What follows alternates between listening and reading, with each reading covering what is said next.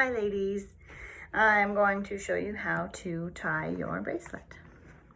So I have already strung my beads on my stretchy string. I gave you roughly the amount of beads that you'll need, a few extra obviously.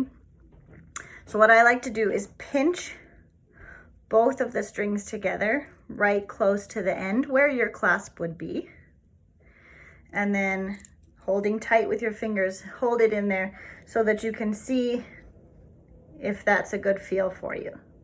Put the beads together at the bottom there so that you can make sure that it is the size that you want. Add a bead or take off a bead, whatever you feel like. Some people like their necklace or their bracelets a little bit tighter, some like them loose. So now that you've got that all strung, you have also in your kit a coil, a little tiny metal coil. If you asked for a charm, it's already attached to this coil. If you did not, then it's just a single coil, just like that. String that onto your string just as you did your beads so that it sits on one side of your open bracelet. Now you can go ahead and just do normal single hand knots. Don't pull it too tight. The cord will break. And if you pull it too tight, then there's no give between the bracelets and it will feel tight. It will feel almost wonky, and pull your little arm hairs out. So now I've got a double knot on there. I'm bouncing it a little bit tight, and then I hold one piece of the end in my mouth so that I can pull the other ones open like this. There's my knot.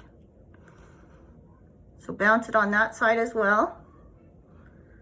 And then that keeps it from being too tight where my beads are. So there's a little bit of slack in between my beads. That's okay.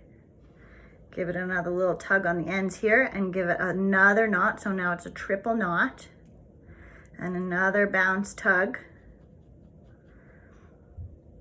If you think you're going to be fairly rough, this is my fourth knot now, you can add a drop of crazy glue onto this knot. That's not going to change the strength of the stretchy cord. You can just add the crazy glue right onto your knot, which is beside the coil, and then slide the coil right over top. If you're not using glue, that's okay. You can just slide the knot inside your coil so that it holds that bulkiness in place. If your coil is a little bit wide and it slips right out the other end, the knot slips right out the other end, put another knot on there so that it's sitting secure on there. So my knot is right inside that coil. And now you can go ahead and cut off both of those ends. If you are crazy gluing, wait until the glue is dry before you cut your ends off. I stand behind all of my products, even if they are made by you.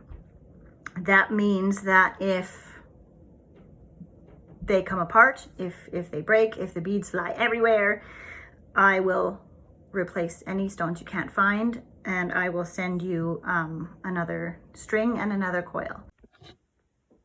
I want to thank you for purchasing a do-it-yourself bracelet kit, and I hope you're in love with your new Mala bracelet.